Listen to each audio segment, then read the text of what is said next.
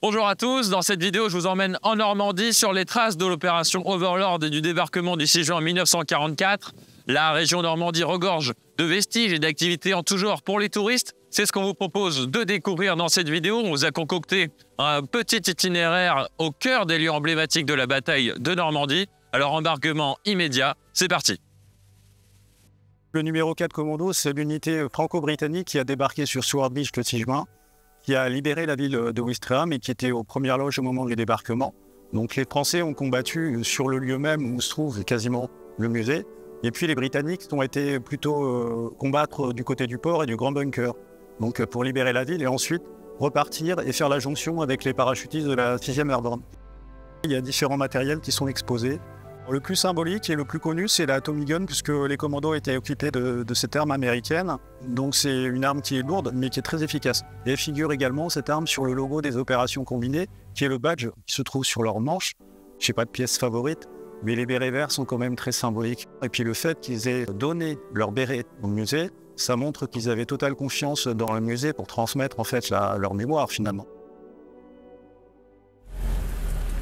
Je me trouve avec Hubert dans sa Jeep Willys. Il va nous emmener dans le bocage normand sur les traces des parachutistes américains du 6 juin 1944. Allez, c'est parti. On va commencer par entrer dans la jungle normande. Donc c'est comme ça que les parachutistes appelaient la région la jungle. Bon, ben nous on appelle ça les bocages. Donc ils ont appelé ça la jungle parce qu'il y a eu donc 13 000 parachutistes américains, 100e et 82e division aéroportée, dont à peu près 60% ont été mal largués. Alors ici, donc, voilà, donc c'est la jungle. Contrairement à ce qu'on pourrait penser, ce véhicule a une suspension rudimentaire. Là, on appelait ceci le véhicule à usage général, c'est-à-dire General Purpose Vehicle, dont l'abréviation GPV à l'américaine.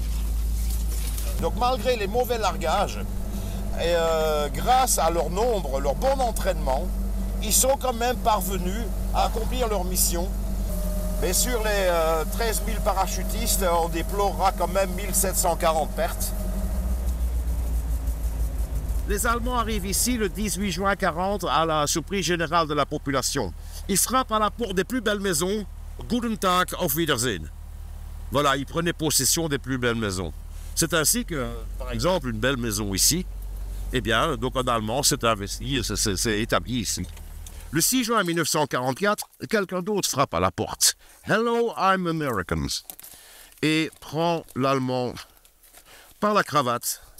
Et voici la scène qui est tournée, enfin qui est photographiée vraiment au même endroit. Donc ici, un para-américain, 100e division aéroportée, et le gars qui a l'air moins heureux, c'est un Allemand. Hein? Ça s'est bien terminé. Donc les deux se sont rencontrés après la guerre. Alors on va aller à un endroit où beaucoup de paras se sont retrouvés. Voilà. Donc ici, donc on a entre autres une photo d'un gars de la Easy Company qui s'appelle Forrest Gutt. Forrest Gutt, c'était le guéluron de l'équipe, comme il y a dans toutes les équipes. Eh ben, il arrive là-bas, il trouve par terre un casque d'allemand, parce que forcément il y en a beaucoup. Donc il prend un petit casque pour faire le fanfaron devant le photographe. Alors voici donc l'endroit où Forrest Gutt posait. Il est à cet endroit.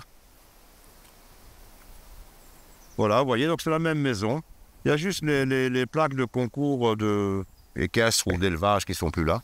Alors, encore une photo donc très très célèbre. Voilà, on est ici exactement au même endroit. On reconnaît la porte arrondie, la carrée, celle-là.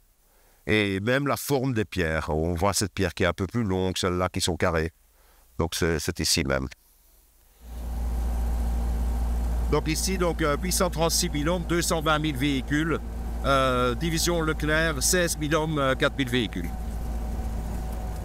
Voilà, ici on arrive vraiment au centre de Utah Beach. Et en plus, le hasard fait qu'on arrive exactement au milieu de deux batteries côtières.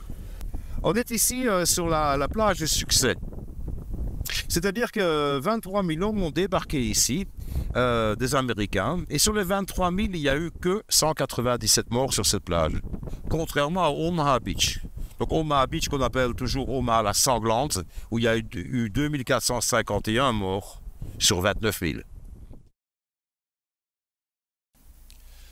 Je me trouve à Sainte-Mère-Église au Airborne Museum. C'est un musée qui est consacré aux divisions aéroportées du 6 juin 1944. Alors le musée propose une scénographie impressionnante et moi je vous propose de découvrir les réserves du musée qui contiennent des objets inédits. Alors on y va, c'est parti. Alors la réserve qu'on a ici au musée, elle est dédiée spécialement aux petits équipements, petits matériels. Et vous voyez, en fait, là c'est typiquement un bouquin avec des dessins. Alors c'est pas forcément le même soldat qui a fait les planches. C'est-à-dire le camp qui est ici, alors c'est le camp de Foucarville. Foucarville, c'est une petite localité de 35 habitants en 1944 et c'était idéal pour établir un camp. C'est vraiment un champ avec quelques dizaines de prisonniers et on arrive 4 ans après avec 60 000 personnes sur 200 hectares. On voit en fait l'évolution du camp au fur et à mesure. L'entrée principale du camp qui est ici, voilà une place d'armes sur le camp. Vous remarquerez que les drapeaux sont américains et français.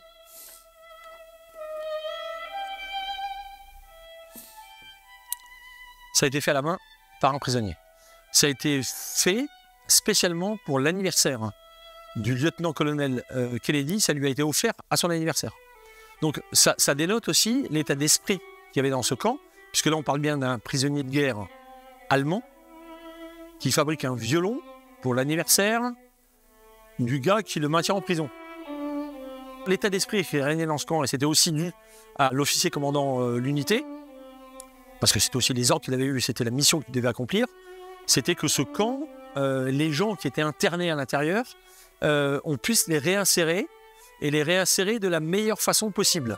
Et donc ça fait partie d'un des objets cadeaux qui a été fait au lieutenant-colonel pour le remercier du traitement qu'il aura accordé aussi, grosso modo.